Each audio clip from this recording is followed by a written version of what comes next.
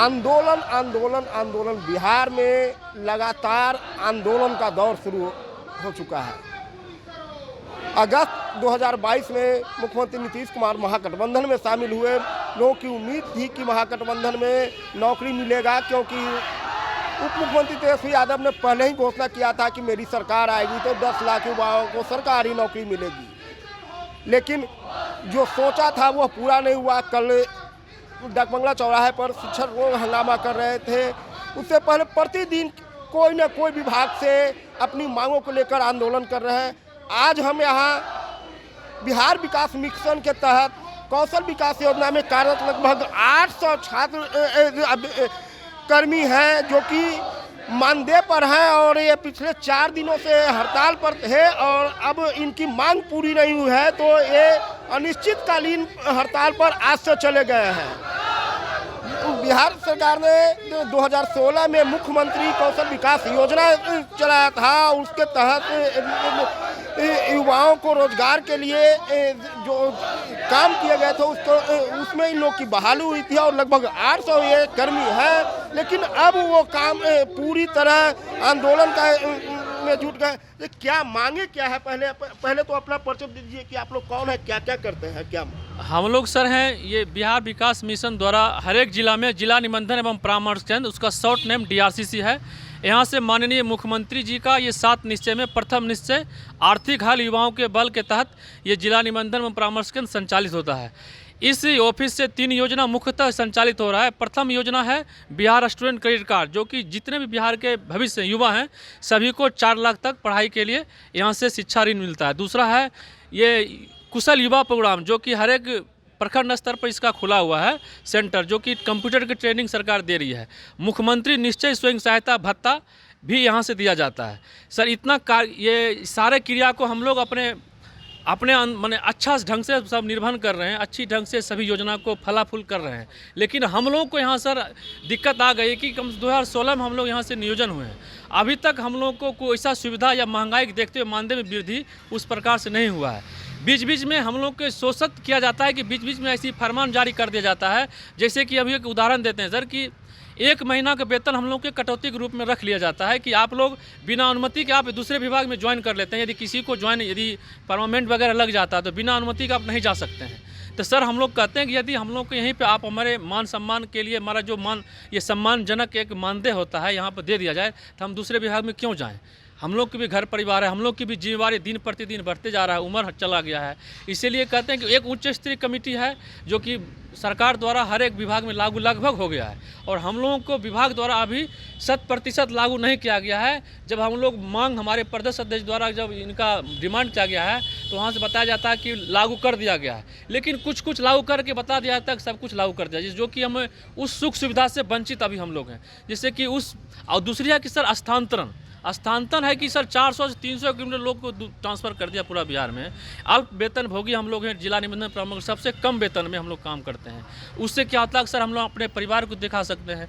बूढ़े माँ बाप हो गए, बच्चे हो गए, उनकी भरण पोषण करने में दिक्कत होता है। गृह जिला में रहता है तो किसी तरह मैनेज लोग कर लेता है। और हम लोग के ही बाद लोग जो ज्वाइनिंग किए हैं बेल्ट्रॉन या अन्य और विभाग में हम लोग से ज़्यादा सैलरी हो गया है, उनको भी अपना ये चौधरी कमेटी लागू ऑलरेडी मिल रहा है 60 साल के लिए। हम लोग के हर एक महीना रेलवे के नाम पर डराया धमकाया जाता है। इसीलिए सर हम लोग को कहना और 1 महीना जो कटौती वेतन है वो हम मांग करते हैं कि सरकार से दे दिया जाए, जो किसी विभाग में ऐसा नहीं है। जैसा कि हमारे सहकर्मी ने बताया कि चौधरी कमेटी की अनुशंसाएं जो 2021 में ही लागू कर दी गई हैं, अब तक हम लोगों को उसका लाभ पूर्णतः नहीं दिया गया है बिहार विकास मिशन के द्वारा।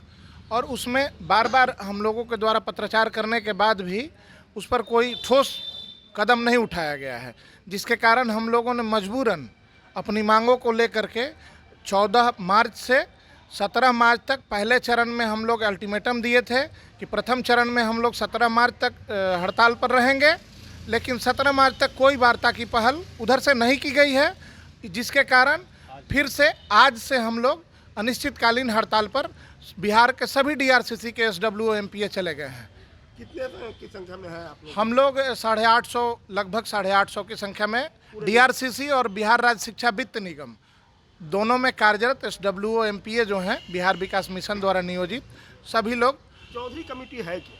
देखिए, चौधरी कमेटी सरकार द्वारा ही संविदा कर्मियों के लिए गठित एक उच्च स्तरीय कमेटी थी, जिसमें जो सुविधाओं से संबंधित संविदा कर्मियों की सुविधाओं से संबंधित अनेक प्रकार की उसमें व्यवस्थाएं की गई हैं।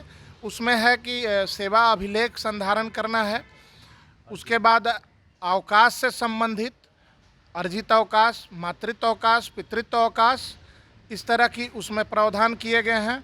उसके बाद सेवा संबंधी शर्तों का लागू करना है। क्या आप लोग को ये सब नहीं मिला? कुछ नहीं मिला है, आंशिक रूप से थोड़ा थोड़ा वो भी हम लोगों को आज आकस्मिक अवकाश भी जो मिलता है ना, वो मिलता है 22 दिन कार्य दिवस पर कार्य करने के बाद 1 दिन सीएल मिलता है। अगस्त 2021 में हम लोगों का स्थानांतरण कर दिया गया। पहले गृह जिला के अड़ोस पड़ोस जिले में हम लोग पदस्थापित थे, अभी 300-400 किलोमीटर की दूरी पर पदस्थापित हैं।